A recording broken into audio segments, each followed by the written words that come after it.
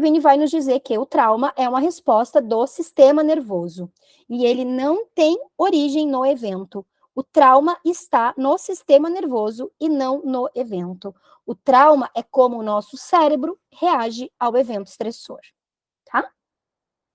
E como que é isso na prática, tá? Tem diversas áreas do nosso cérebro que são afetadas quando a gente está dentro de uma experiência estressora, de uma experiência traumática. Num estado de medo, o nosso cérebro ele entra em alerta. Então, algumas situações são comuns de acontecer. Algumas partes do nosso cérebro vão ser desativadas e outras partes hiperativadas. Como é essa capacitação? É para ser algo rápido e simples, porque eu acho que falar de neurobiologia do trauma poderia dar um curso inteiro. Eu trouxe aqui 3 coisas que acontecem no cérebro que são mais importantes para a gente poder focar, principalmente nas nossas intervenções, para a gente entender como a gente vai acolher essa pessoa. Primeiro, o funcionamento executivo está desativado. Por quê? Córtex pré-frontal, ele diminui a atividade para dar chance dessa parte aqui, né, a límbica e reptiliana, né, o nosso cérebro mais primitivo, para que essa parte rosa aqui possa agir de forma mais intensa. Então, a gente desliga essa parte, essa conexão aqui com o córtex pré-frontal, para deixar essa área que é mais útil nesse momento de medo funcionando, tá? Então, as pessoas que estão vivendo uma situação traumática, as pessoas que estão desestabilizadas, elas vão ter mais dificuldade de pensar, elas vão ter mais dificuldade de construir uma narrativa lógica, elas vão ter mais dificuldade de tomar decisões. Por que isso é importante para a gente que vai estar acolhendo essas pessoas? Por quê? Primeiro, talvez a gente vai ter que ajudar essa pessoa a organizar um pouco o raciocínio dela, né? Tá, então me conta, tu me falou sobre isso. Tá bem, falta alguma coisa? A gente não tenta a gente preencher a lacuna, a gente pergunta para ela se falta algo, entende? Tem sutilezas dos atendimentos que agora, conforme a gente vai atendendo, né, e trocando ideia, a gente vai começando a entender melhor um pouco como é que isso vai funcionar na prática. Outra área do cérebro que é desativada é o hipocampo. Ele não consegue armazenar e integrar memórias de forma saudável, de forma adaptativa. Então, o hipocampo é como se ele ficasse fazendo um filtro muito mais de verificar as memórias que eu já tenho do que guardar as memórias novas. Então, quando eu tenho uma enxurrada emocional dentro de um trauma, então algo que me pega muito de surpresa, ou que eu estou muito vulnerável, gravo, né? Eu vou gravar alguns fragmentos de memória, tá? Então, é isso que eu vou acabar tendo, fragmentos de memória. Eu vou guardar daqui a pouco o cheiro da gasolina, eu vou guardar o barulho da chuva, eu vou guardar o frio, o tremer de frio, a sensação de enjoo, de estar muito tempo sem tomar água. Então, são coisas que o nosso cérebro, são estímulos, são gatilhos que o nosso cérebro guarda para que, lembra aquilo que eu falei, que ele guarda para um dia, se tiver outra situação, ele poder sintonizar para ver se aquilo pode ser prejudicial ou não. E aqui é algo que eu vou deixar já para vocês pensarem. Talvez muita gente gostava de dormir com barulho de chuva. Era algo que relaxava. Talvez hoje, para essas pessoas, a chuva se torna um estímulo de medo, se torna um gatilho de alarme do cérebro para ele ter que disparar, né? Esse cérebro ter que se organizar. Por quê? Porque a chuva, ela tornou-se agora, né? Ela teve aí um pareamento de um estímulo aversivo para o cérebro. E a outra situação aqui que acontece, muito comum, é a amígdala hiperativada, liberando cortisol e adrenalina. Então, a amígdala, ela vai... É quase como se fosse uma sirene, né? A amígdala no cérebro fica lá. Socorro, vamos lá, todo mundo, vamos trabalhar, a gente precisa se defender.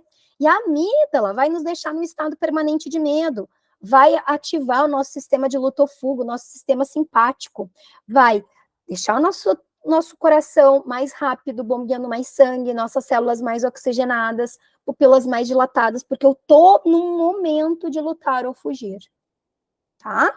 Então, isso basicamente é o que vai acontecer em termos gerais no nosso cérebro. Existem muitos outros processos que acontecem, tá, gente? Muitos outros. Eu tô tentando ser o mais sucinta possível.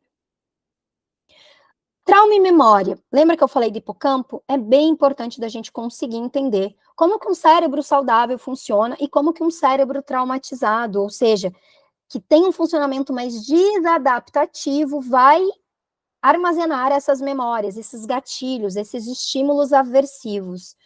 O cérebro, ele tem diversas redes neurais, então essas estrelinhas aqui, elas mostram, né, tentam demonstrar de forma gráfica pra gente essas redes neurais. E essas redes neurais são armazenadas as memórias depois de serem processadas pelo hipocampo. Então a gente vai guardando ali vários elementos, né, do nosso dia a dia, que são os elementos úteis que o cérebro usa ali de entendimento do nosso mundo, do nosso universo, o que é familiar, o que é estranho, né? O cérebro traumatizado é um pouco diferente, porque quando a pessoa vivencia o trauma, ela não se dá conta, né? Ou ela não teve apoio suficiente, ou ela não conseguiu assimilar tudo aquilo que ela viveu, e aí ela vai acabar guardando esses fragmentos de memória, que são essas quase redes neurais aqui, quase estrelinhas, né? São os pedacinhos de memória que ficam soltas, né? Que elas não integram uma rede adaptativa de memória já existente. São memórias que ficam ali perdidas, são memórias que ficam hiperreativas, que ficam sensíveis. E o que acontece, né, em termos gerais? Quando essas memórias, quando esses fragmentos, que podem ser imagens, cheiros, sons, pensamentos, ligados ao evento traumático, né? Com o passar do tempo, isso tudo o cérebro esquece, ele armazena e só fica o resíduo dele, ou seja, o registro. A aprendizagem que aquilo fez mal, a aprendizagem que aquilo causou medo. Quer ver um exemplo? Você já comeu algo que depois fez você passar mal, vomitar, enfim, né? O que acontece? Quando você provavelmente for exposto àquela comida de novo, o seu cérebro vai lembrar, né? Às vezes tu vai olhar para aquela comida e vai dizer, não, obrigada, não quero, né? Por quê? Porque o cérebro, ele tem todo esse aparato, né, primitivo para a gente não morrer por algo que nos faz mal. Porque se eu já passei por essa situação, entendi que isso me causa dano, eu não vou repetir. E aqui surge o gatilho, porque o cérebro aprende, a partir da experiência traumática, que aquele fragmento, então vamos pegar o barulho de chuva, que antes era gostoso de ouvir para dormir, agora me gera caos, me gera pânico. Por quê? Porque teve consequências. Não foi uma chuva gostosa, uma chuvinha que... Não, foi uma chuva que me tirou da minha casa, que me fez perder o meu chão, que fez perder a minha história, que fez perder as pessoas. O cérebro, a fim de evitar que a gente entre em sofrimento de novo, ele tenta buscar no ambiente esse sinal de perigo e tenta se precaver.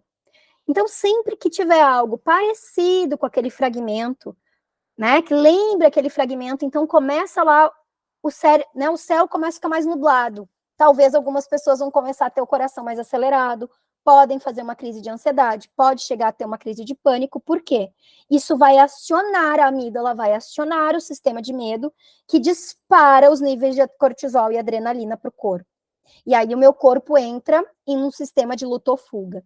Então, os objetivos das psicoterapias focadas no trauma, por que a gente fala que é um pouco diferente, né, do tradicional? Porque aqui a gente tem que ajudar o cérebro a integrar, a entender esses fragmentos de memória, a reorganizar essas redes adaptativas de informação já existentes, mostrando que esse evento ficou para trás, que ele está seguro, que aquilo que aconteceu com a chuva no dia 2, 3, 4, 5 de maio de 2024 ficou lá, que a chance disso acontecer de novo é menor, né?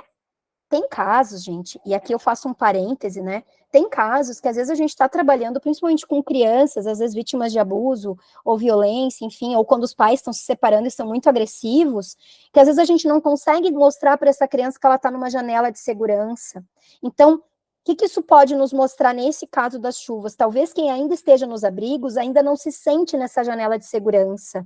Para essas pessoas, talvez que estão ainda fazendo resgates, eles não se sintam seguros. Por quê? Porque eles ainda estão ativados, eles ainda estão vivendo o momento do evento estressor, o momento do evento potencialmente traumático. Faz sentido para